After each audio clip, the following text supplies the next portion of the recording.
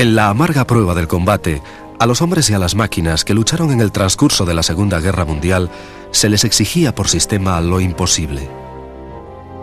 Y de todos los aviones de la Luftwaffe que participaron en el conflicto, ningún aparato presenta una mejor adaptabilidad para diversas aplicaciones que el Junkers Ju-88. Apodado por los hombres que lo volaron la chica para todo, su estructura podía prestar servicio de muchas y distintas formas, demostrando así la inteligencia de su diseño. Diseñado como bombardero en picado, pero desarrollado para bombardero horizontal de alta velocidad, cumplió también misiones de apoyo a tierra, caza nocturno, interceptor de largo alcance, torpedero, reconocimiento e incluso misil no tripulado. Fue sin duda el avión más versátil de la Segunda Guerra Mundial. El prototipo de este robusto aparato voló por primera vez el 21 de diciembre de 1936. Experimentó muchas modificaciones posteriores y luchó tenazmente hasta el final de la guerra. A diferencia de los asombrosos aviones a reacción y aviones cohete de la Luftwaffe, el secreto del éxito del Ju-88 residía en lo simple y versátil de su estructura. A lo largo del conflicto, el avión fue repetidamente modificado, conservando sin embargo su integridad estructural. No sorprende que los Ju-88 que cayeron en manos de los aliados fueran detenidamente examinados. Las tripulaciones americanas que evaluaron el modelo se sorprendieron por la absoluta versatilidad del aparato, una versatilidad que los diseñadores de la Fuerza Aérea Americana nunca fueron capaces de igualar. Por ello, los servicios de inteligencia aliados estaban muy interesados en conseguir la máxima información posible sobre los concienzudos trabajos de la Luftwaffe. El estudio de los pilotos aliados se centró en la enorme resistencia de su célula a la fatiga y se interesaron sobre todo en las características del descenso en picado.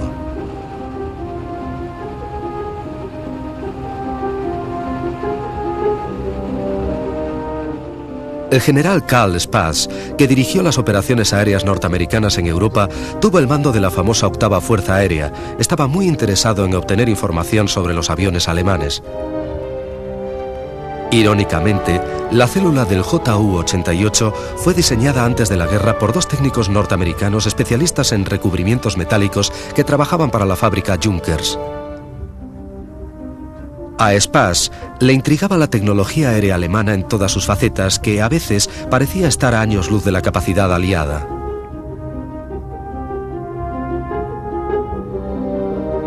Spaatz, con frecuencia, tomaba parte personalmente en el desmontaje del armamento alemán capturado.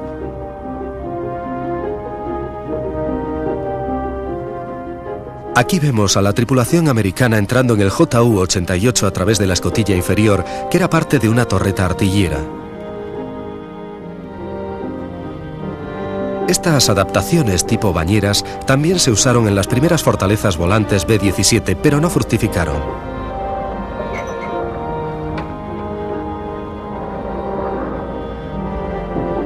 El avión podía utilizar varios motores y los puntos de anclaje eran tan versátiles que un mismo aparato podía llevar dos tipos de motores.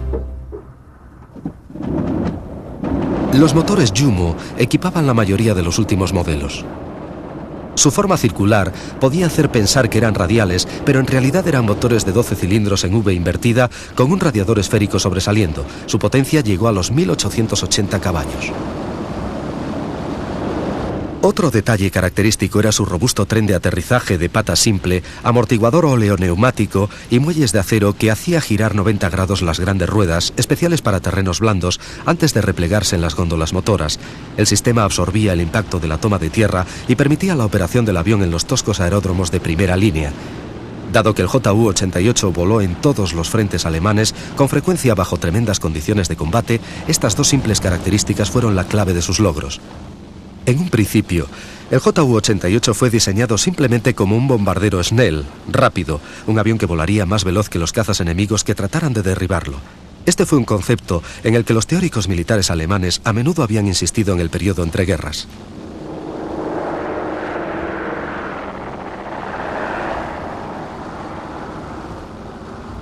Con la ascensión del Tercer Reich y el reconocimiento oficial de Hitler como canciller, los teóricos militares alemanes tuvieron finalmente la ocasión de canalizar sus ideas en los mecanismos de agresión que tan desesperadamente buscaba el Führer. Mucho antes que el Ju-88 se hiciera realidad, el concepto de bombardero rápido Snell había sido el sueño de los primeros diseñadores de la Luftwaffe. Y finalmente apareció en otro avión de Junkers, el Ju-86. Anticipando lo que luego sería el Ju-88, el 86 fue un bombardero basado en la velocidad y el fuego defensivo.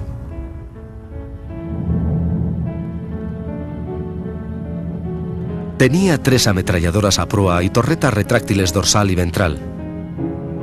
Sus armas, sin embargo, distaban mucho de ser devastadoras, pero en una época en que la mayoría de los interceptores eran biplanos más lentos, solo la velocidad del 86 ya era una buena defensa. El 86 montaba motores Jumo, BMW y Bristol Mercury, subrayando ya el compromiso de Junkers en construir aviones versátiles. Esta filosofía no se limitaba a la motorización, sino que el avión ya se diseñó para adaptarse a multitud de usos. Aparte de ser uno de los más modernos bombarderos de la época, el Ju-86 fue un excelente avión civil de línea, muy bien recibido por las compañías comerciales de varios países.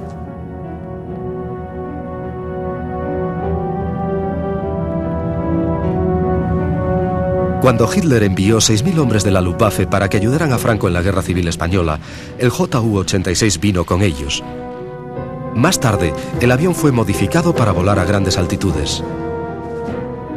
Esta versión, llamada P, disponía de cabina presurizada, lo cual, junto a los motores diésel turboalimentados Jumo 207 de cilindros opuestos y 1000 caballos de potencia, permitía a sus 2 tripulantes volar en misiones de reconocimiento a la increíble altitud para la época de 40.000 pies, más de 12.000 metros.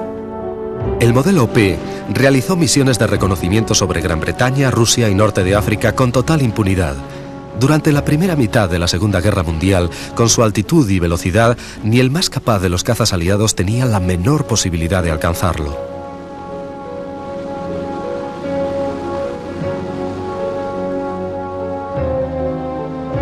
Pero cuando estalló la guerra en Europa, el Ju-86 estaba ya anticuado como bombardero convencional. A principios de 1939, este tipo de misiones eran asignadas a aviones como el duro Heinkel 111. El mismo 111 fue un producto de una evolución que se remontaba a 1934. También estuvo en servicio en España y cuando las tropas alemanas invadieron Polonia, el Heinkel 111 jugó un papel fundamental.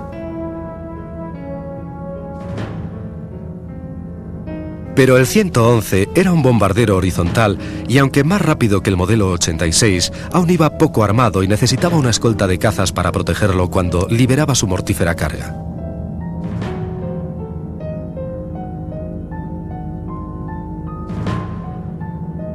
El compañero del 111 en la primera parte de la contienda fue el Dornier Do-17, un aparato incluso más versátil.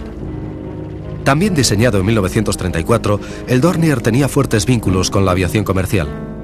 El Do-17 tenía un diseño extremadamente fuerte y sus robustos planos podían albergar motores de distintos tipos.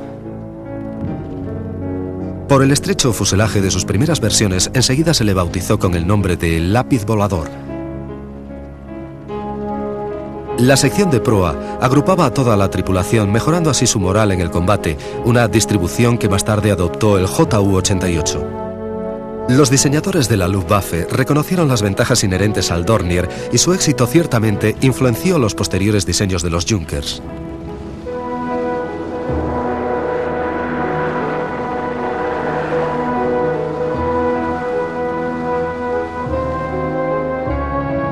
Como bombardero convencional, el Do-17 demostró ser tremendamente eficaz.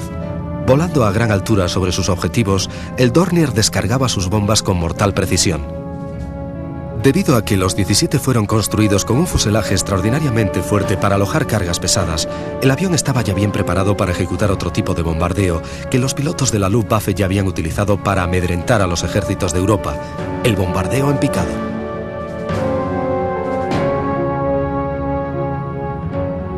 Para adaptarle mejor a esta misión, a algunos modelos se les instaló un freno de picado situado tras la cola del avión. Esto aminoraba la velocidad de descenso del avión cuando se lanzaba contra el blanco, mejorando su puntería. El Dornier Do-17 enseñó a los mandos de la Luftwaffe una lección muy valiosa. que con frecuencia los aviones diseñados para una misión específica podían, con poco esfuerzo, ser adaptados para un fin totalmente distinto, siendo también tremendamente eficaces. El Ju-88 de la Luftwaffe fue seguramente la encarnación más clara de esta filosofía. Pero la previsión alemana, por otro lado, no dejó de ser algo miope, porque pasó por alto el bombardero tradicional pesado de 4 motores, precisamente el tipo de avión que británicos y americanos utilizaron para desmoronar al Tercer Reich.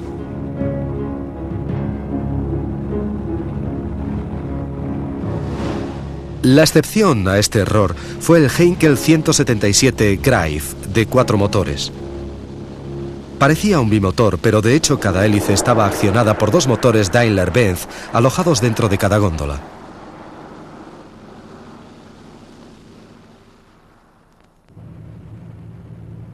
Un avanzado diseño que reducía la resistencia aerodinámica, pero cuyo mecanismo de acople originaba frecuentes fallos.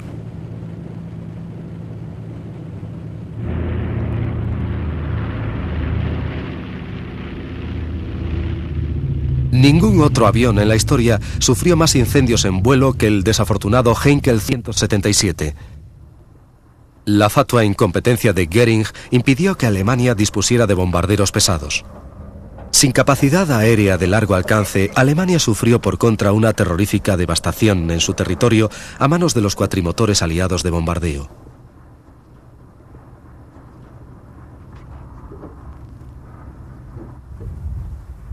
El fracaso del Greif se debía enteramente a su sofisticada disposición motriz, pero su diseño altamente moderno y estilizado fue un mérito para sus constructores cuando voló por primera vez en el año 1939.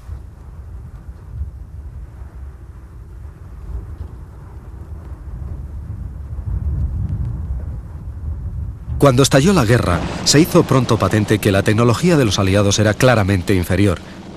Para hacer frente a la poderosa Luftwaffe, el dudoso material británico incluía aparatos como el Handley Page Hamden, un bimotor radial diseñado a mediados de los años 30. Este avión realizó las primeras incursiones de bombardeos de la RAF sobre Alemania. El Hamden, junto con el Handley Page Hereford, fueron la columna vertebral del comando de bombardeo británico en las etapas iniciales de la guerra.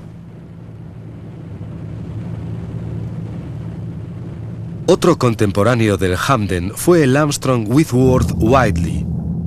Ambos modelos evidenciaban lo mal equipada que estaba la RAF en 1939 para misiones de bombardeos de largo alcance.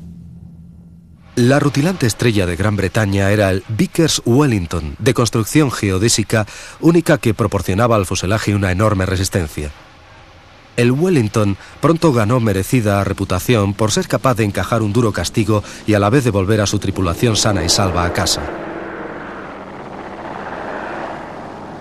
El Bristol Blenheim era más pequeño que el Wellington, otro diseño que se remontaba a mediados de los años 30.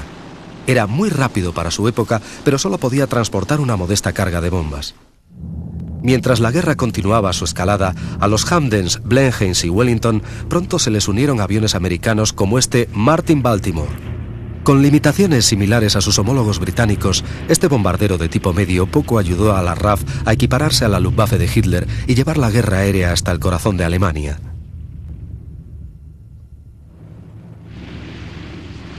Sin embargo, los americanos no tardarían mucho en contribuir con 2 bombarderos de tipo medio que igualarían e incluso superarían el listón de la Luftwaffe. El primero fue el North American B-25. Después de mucho tiempo, los aliados disponían por fin de un bombardero que se aproximaba a la versatilidad de la que ya disfrutaban los pilotos alemanes. El denominado Mitchell, el B-25, actuó en el Pacífico, norte de África y Europa como bombardero convencional y también como avión de ataque armado con una serie impresionante de ametralladoras y cañones colocados en el morro.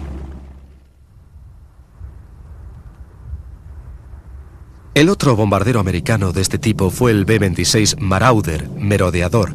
Menos versátil que el B-25, el Marauder era un avión muy veloz, pero a veces muy difícil de manejar. Fuertemente armado para defenderse contra los ataques de los cazas, el merodeador era resistente y fiable, especialmente una vez que su tripulación se adaptaba a las demandas de este avión de alto rendimiento.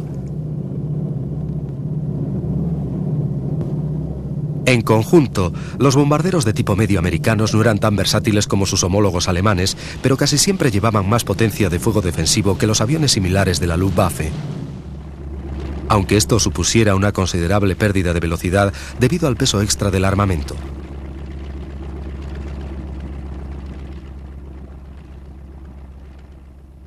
Por el contrario, los aviones alemanes insistían en la teoría de los bombarderos Schnell, la velocidad.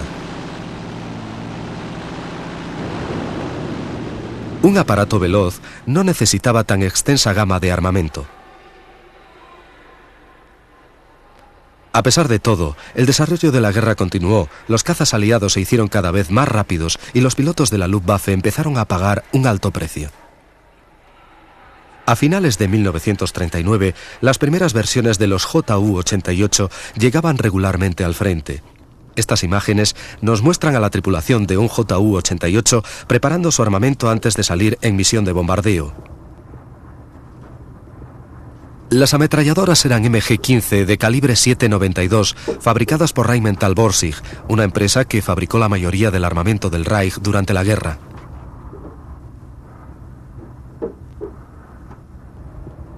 Eran simples de diseño y manufactura, pero tan extremadamente bien hechas que fueron el símbolo de la excelencia de la ingeniería alemana.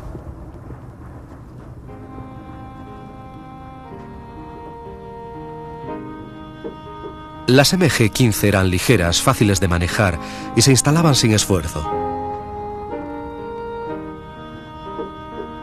Cada pieza iba montada sobre una articulación esférica fijada al fuselaje.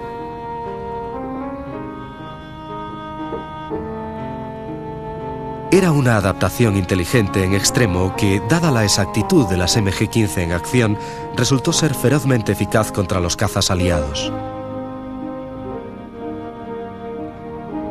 Una especie de canana de cuero recogía los cartuchos usados para que pudieran utilizarse otra vez y así no se amontonaban en el suelo de la cabina en donde hubieran podido atascar otras partes vitales. Una vez montado todo, el arma era asegurada en una posición fija para que no interfiriera con la actividad normal de la cabina. Los fabricantes avanzaron un gran trecho al realizar esta doble configuración que permitía el manejo de la ametralladora delantera en posición fija por el piloto o manualmente por un artillero. Fue un gran intento de combinar la versatilidad con la eficacia de muy buen resultado.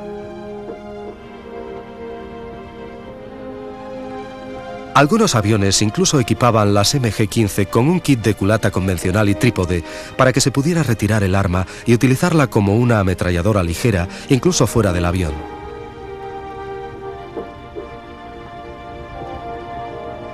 En muchas ocasiones, las tripulaciones derribadas se encontraron con un arma de un valor incalculable.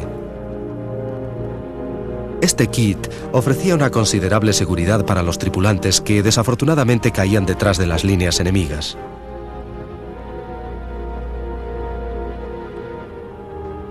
La protección de la vulnerable parte central del bombardero corría a cargo de un artillero tumbado boca abajo en una torreta orientada hacia la parte trasera inferior del avión. Aún así, podía hablar con los demás miembros de la tripulación. Al estar 3 o 4 hombres luchando codo con codo, se lograba un importante beneficio psicológico, algo que nunca conocieron las tripulaciones de los bombarderos aliados. Combatir aislados en sus posiciones alrededor del fuselaje, intercambiando fuego a 20.000 pies de altura, era a menudo una terrible experiencia en soledad para los artilleros británicos y americanos. El inconveniente de esta teoría de agrupamiento de los tripulantes era que en una emergencia los hombres se pisoteaban literalmente unos a otros en su apresurado intento de huida. Para algunos, luchar juntos también podía significar morir juntos. La ametralladora MG-15 podía alcanzar la devastadora cadencia de 1000 disparos por minuto y era alimentada por un doble tambor. Los cartuchos llegaban a la recámara alternativamente desde un tambor y el siguiente desde el otro. Pero como cada tambor solo almacenaba 75 cartuchos, los artilleros siempre tenían a mano un gran número de tambores cargados que durante el combate eran reemplazados frenéticamente. Pero ni aun así era suficiente. El potencial de fuego combinado de todo el Ju-88 era menor que el de una sola torreta de muchos bombarderos aliados.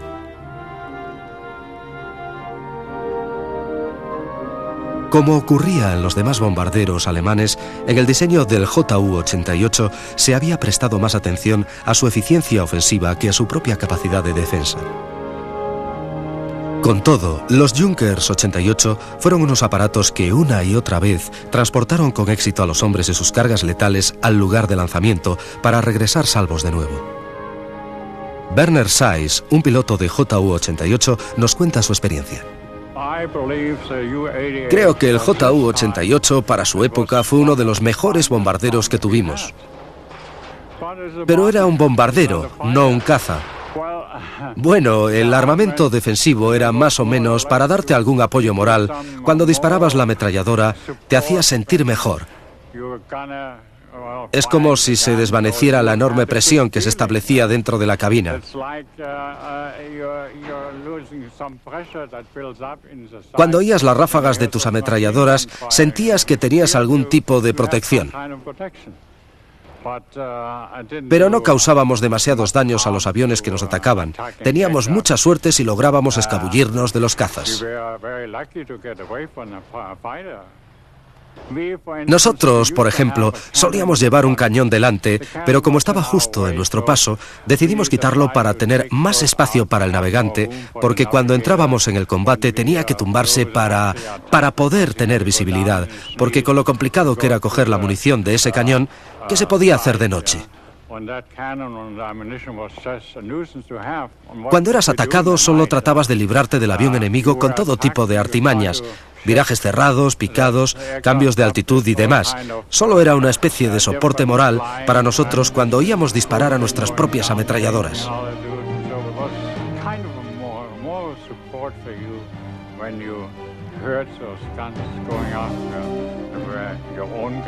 Tú no oías las ametralladoras del avión que te atacaba.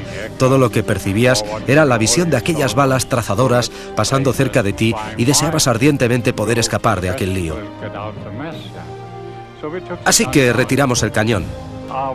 Nosotros sabíamos mejor que los diseñadores lo que nos convenía más, porque volábamos en él, así que lo mejoramos.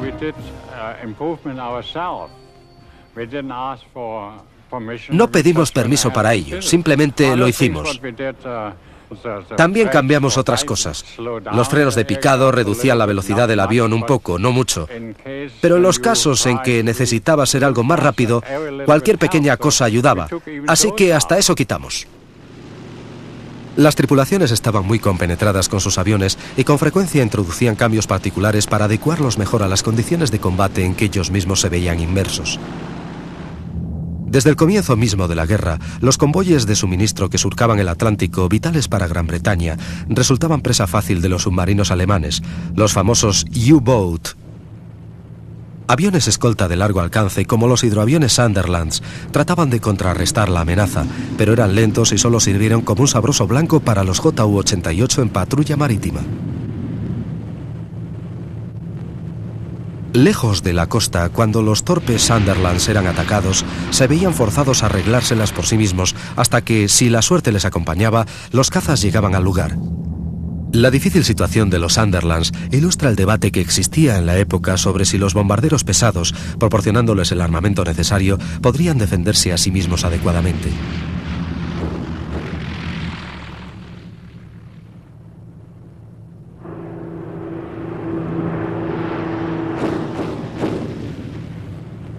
Aquí vemos a 3 Ju-88 que, aunque más rápidos y ágiles que los Sunderland, son mantenidos a raya por el potente fuego de las torretas y las ametralladoras manuales del hidroavión. El potencial de fuego defensivo de los Sunderlands era formidable y dio origen a su bien merecido apodo, el puercoespín. Pero incluso así, lo mejor que se podía hacer contra el ataque de los 88 era intentar mantenerlos a raya hasta que llegaran los refuerzos.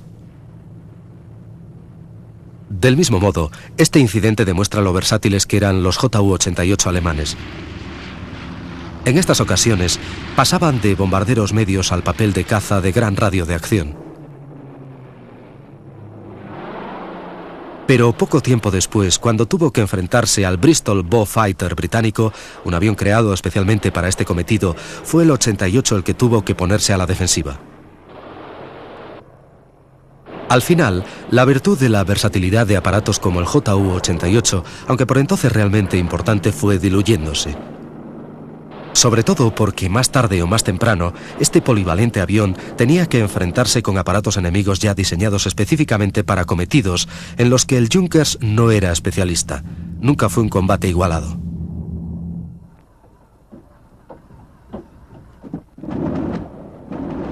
La serie A del 88, la versión básica de este bombardero, tenía un morro acristalado que daba a la tripulación una soberbia visibilidad y al oficial de bombardeo una excelente vista para la observación del blanco. Con 88 como estos, la todopoderosa Luftwaffe de Goering trató de poner a los británicos bajo sus pies. En el transcurso de la batalla de Inglaterra, las tripulaciones de los Ju-88 tuvieron probablemente más oportunidades de sobrevivir que las de los Heinkel 111 y Dornier 17, ya que los Junkers eran más rápidos y se les había añadido la capacidad de picado. Pero como todos los bombarderos alemanes de medio alcance estaban pobremente armados y sin una escolta de cazas, las pérdidas eran cuantiosas. La batalla de Inglaterra será recordada como el mayor revés alemán, pero también le dio a Goering importantes lecciones sobre tácticas no entrenadas previamente, aunque a un alto precio.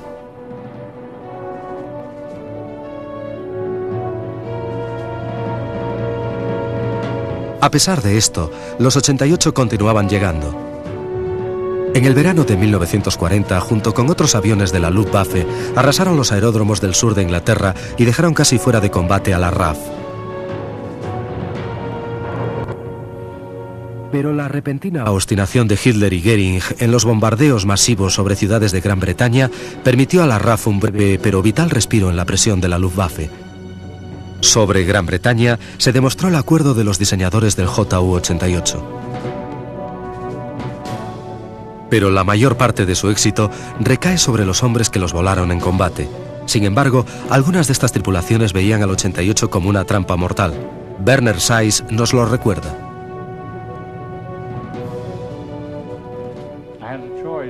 Tuve una oportunidad, quería llegar a ser piloto de caza, pero por alguna razón, no sé cuál, me destinaron a piloto de bombardero horizontal y en picado.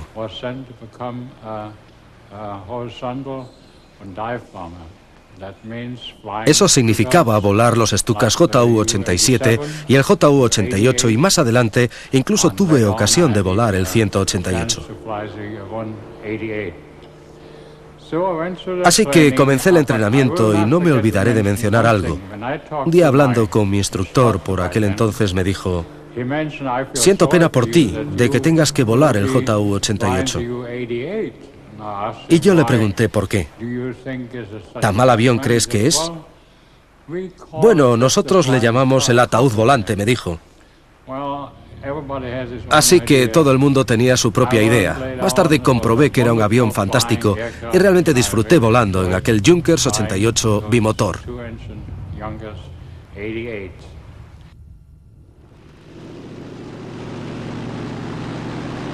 El morro acristalado no lo tenían todos los 88. Construidos al mismo tiempo, existían varios modelos de combate que incluían un equipo de radar para la intercepción nocturna.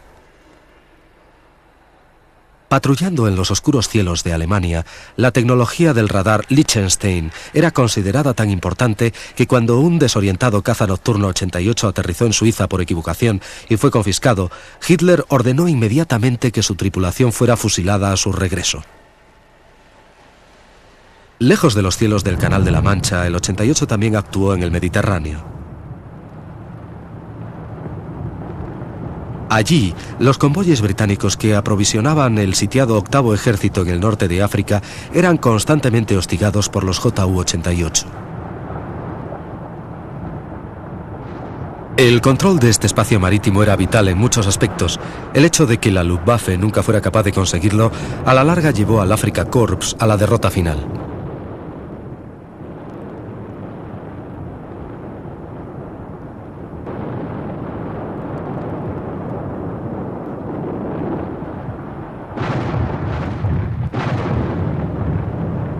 La piedra angular de la supremacía británica en el Mediterráneo fue la isla de Malta.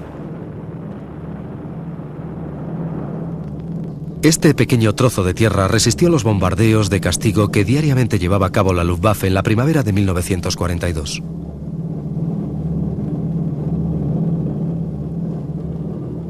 Como sus valientes defensores rehusaban aceptar la rendición, la atención de la Luftwaffe se centró en los convoyes británicos de suministro.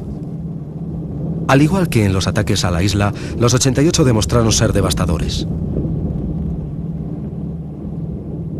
El avión alemán causó la pérdida de miles de toneladas de barcos aliados en el intento de someter a Malta por inanición.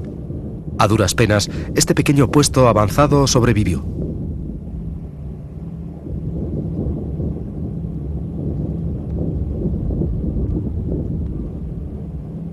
Un hecho que fue debido mayormente a la determinación de la población civil de la isla, gente que antes de abandonar sus casas prefirió soportar terribles bombardeos, penuria y devastación.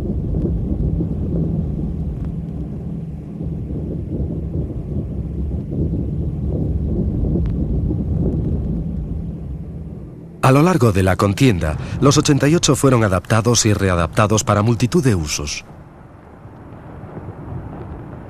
Algunos fueron una extensión del modelo básico, otros fueron rediseñados totalmente como el 188.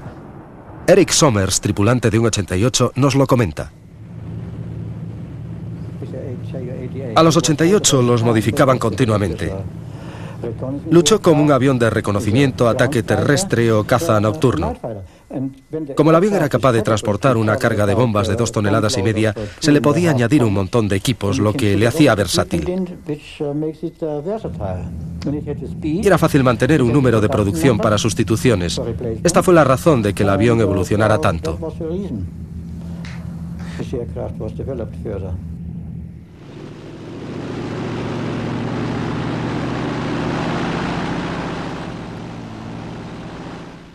El 188 tenía una cabina muy mejorada y algunas versiones estaban presurizadas para el reconocimiento a altitudes superiores que al principio realizó el JU-86. Las tripulaciones de reconocimiento jugaron un papel principal en las campañas de la Wehrmacht, pero nunca se les dedicó la prioridad que siempre recibían los pilotos de caza. Su avión a menudo iba desarmado y volando a baja altitud eran totalmente vulnerables a los cazas enemigos. A niveles más altos, que a veces superaban los 40.000 pies, 12.000 metros, el enemigo era el aire extremadamente frío.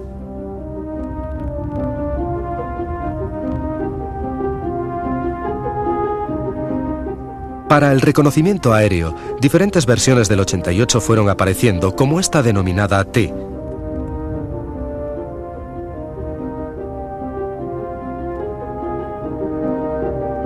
Y a medida que la guerra avanzaba, nuevas evoluciones surgieron de los tableros de diseño, como los 188 y los 288. Para ambos bandos, el reconocimiento aéreo resultaba vital. En la Luftwaffe de Göring, este cometido fue confiado a no menos de 3 generaciones sucesivas de Junkers, desde el primitivo JU-86. El énfasis puesto por los estrategas germanos en el reconocimiento aéreo queda patente por el gran número de aparatos que construyeron para tal fin.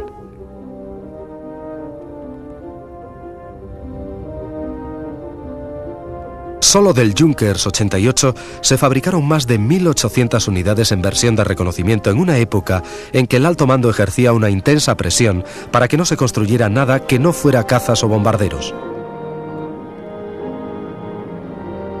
El trabajo de reconocimiento de la Luftwaffe no solo incluía la recopilación de información sobre posiciones y movimientos del enemigo, sino también evaluar efectividad y resultados de los ataques alemanes sobre esas posiciones. El éxito o fracaso detectados determinarían los métodos y tácticas de los siguientes ataques. Una zona en donde la línea del frente resultaba extremadamente inestable era en los desiertos del norte de África.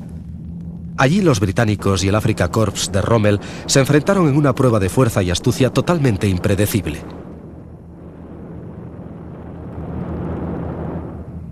Aunque al principio los combates se limitaron a vehículos blindados, las misiones aéreas jugaron un papel importante y de nuevo el JU-88 fue el actor principal.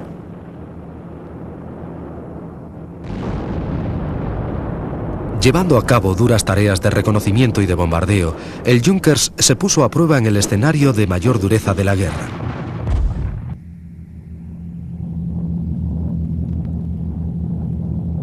Por su escasa protección y mala visibilidad, la parte inferior del fuselaje era el talón de Aquiles del 88. Para empezar, iba poco armado y la superficie inferior estaba totalmente expuesta al fuego enemigo. La principal razón de tal debilidad era que su tripulación estaba agrupada en la cabina delantera. En los aviones aliados, como el B-25 y el B-26, las posiciones defensivas estaban distribuidas a lo largo del fuselaje e incluía una torreta artillada en cola como protección de los ataques traseros. En los JU-88 todo el mundo estaba en la cabina delantera. Como navegante yo me sentaba en el lado derecho. Una vez preparado mi trabajo, poco más podía hacer. No tenía ninguna mesa a bordo, así que todo lo preparaba de antemano. Ponía los mapas alineados a mi derecha, la ametralladora estaba enfrente, pero para manejarla tenía que tumbarme boca abajo en un suelo retráctil. Debajo del suelo estaba el mecanismo de liberación de las bombas, así que cuando no tenía que lanzar ninguna, empujaba el suelo hacia adelante y podía tumbarme allí y permanecer junto a mi ametralladora. O podía dormirme, eso también lo hacíamos. Las comunicaciones eran buenas, primero porque en el JU-88 casi podías hablar con todo el mundo, a pesar del ruido, pero con el interfono estaba siempre en contacto. Los rusos, por supuesto, nos soltaban un montón de fuego antiaéreo allí fuera. Pero lo ignorabas, sí, simplemente lo ignorabas. Era la única forma de hacerlo, intentar ir a tu aire. Había una nube de antiaéreos, la atravesábamos, descargábamos nuestras bombas y a olvidarlo. Los cazas nocturnos por entonces no suponían un gran peligro, pero naturalmente estábamos al tanto. Por la noche no se veía nada excepto los fogonazos. Bajo el zumbido de los motores, en la oscuridad de la noche sobrevolando territorio hostil, los hombres de otros bombarderos de la Luftwaffe estaban solos con sus propios pensamientos y temores durante el largo viaje de ida y vuelta hasta los objetivos dentro de las líneas rusas. En el 88, la intimidad compartida de los tripulantes luchando hombro con hombro proporcionaba los beneficios psicológicos que los diseñadores del avión habían previsto. A pesar de que las misiones nocturnas de la Luftwaffe tuvieron resultados desiguales, los bombardeos diurnos, al comienzo de la invasión de la Unión Soviética, fueron un éxito rotundo. Aquí los 88 también fueron el instrumento vital. Los aeródromos rusos eran tan numerosos y esparcidos que solo había 3 Junkers para cada objetivo. Aún así, los 88 hicieron su trabajo. Al final, Rusia consiguió vengarse. Al paso de cada invierno, los supervivientes de la Luftwaffe sufrían condiciones insoportablemente primitivas y duras. El 88 fue construido para recibir muy poco mantenimiento, pero no había sido previsto para el increíblemente terrible entorno del Frente del Este. A finales de 1944, el Tercer Reich estaba desmoronándose al paso de una tormenta de su propia creación. Replegándose en todos los frentes, incluso los aeródromos de la Luftwaffe en territorio alemán, pronto reflejaron la devastación aliada. Cuando se paralizó la construcción de los Junkers 88, cerca de 15.000 habían participado en acción. Más de la mitad de ellos eran bombarderos y alrededor de 4.000 volaron como cazas defendiendo al Reich. No menos de 7 principales constructores alemanes, incluyendo Opel, Volkswagen y BMW, participaron en el esfuerzo de fabricar el avión. A pesar de esas enormes cantidades, pocos 88 cayeron en manos de los aliados. 2 o 3 fueron llevados a América, donde fueron detenidamente examinados.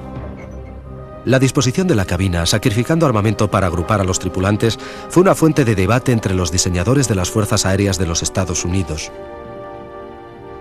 Para los americanos, resultaba paradójico amontonar la tripulación mientras se les pedía que abordaran cometidos distintos.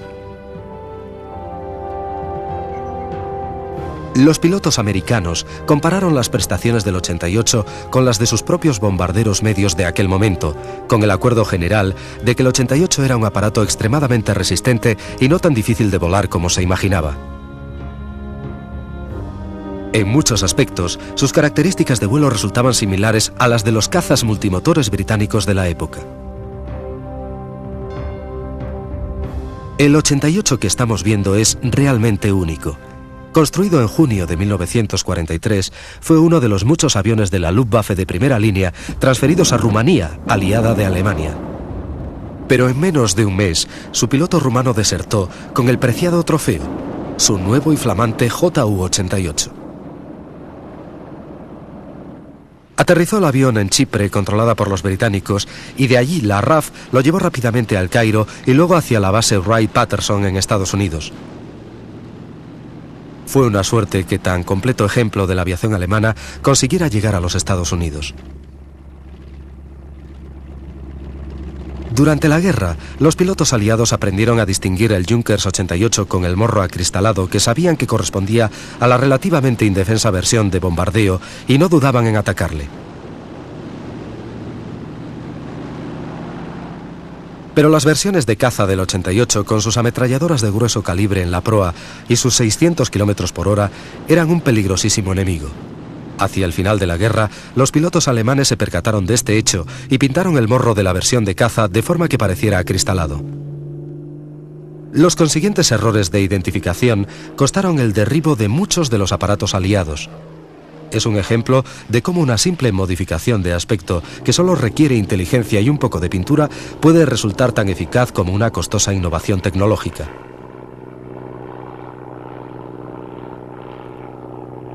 Una fuerza de alrededor de 100 cazas 88, reunida precipitadamente, despegó el 3 de marzo de 1945 en un gesto final de desafío ante la superioridad numérica de los aliados. Volando en un espacio aéreo fuertemente defendido por los británicos, cogieron a la RAF totalmente por sorpresa. Sobre los oscuros cielos de Inglaterra, más de 20 confiados bombarderos aliados fueron derribados.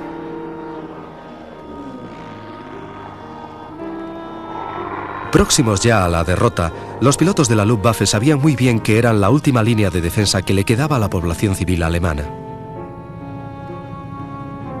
Una población que noche tras noche sufría la masacre de los bombardeos aliados indiscriminados.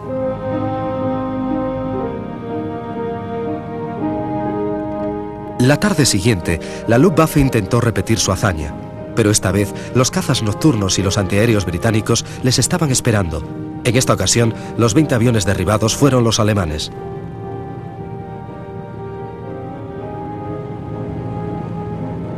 Aproximadamente a la 1:45 de la madrugada, el último JU-88 se estrelló en un campo de Yorkshire, alcanzando el dudoso honor de ser el último avión alemán derribado sobre Gran Bretaña. A lo largo de su vida, el formidable 88 se utilizó para probar casi todo tipo de armamento aéreo. También se utilizó profusamente en la investigación de la propulsión a reacción, y los motores que finalmente equiparon a los famosos reactores de la Luftwaffe fueron primero instalados y probados en el JU-88. Asimismo, las unidades de cohetes alemanes de asistencia al despegue demostraron primero su validez en pruebas con bombarderos Junkers. Casi sin excepción, cuando un bombardero tenía que probar una innovación alemana, el 88 era requerido para servir de conejillo de Indias. Uno de los usos más extraños del 88 era el avión compuesto Mistel, en donde viejos Junkers 88 retirados de servicio eran sacrificados como misiles no tripulados. Para realizar esto, toda la sección del morro se retiraba y en su lugar se instalaba hasta 4 toneladas de explosivos. Luego, un caza de la Luftwaffe, generalmente un Focke-Wulf FW-190, se adosaba con montaje sobre el bombardero y ambos aviones volaban como uno, manejados por el piloto del caza. Al aproximarse al blanco, el piloto del caza desenganchaba el bombardero sin tripular, el cual se precipitaba sobre el objetivo. Verdaderamente era un acto de desesperación para la perdida causa germana. Y a pesar del valor que mostraban los pilotos volando en tales misiones, nunca tuvieron gran éxito, aunque cuando lo lograban los resultados eran devastadores.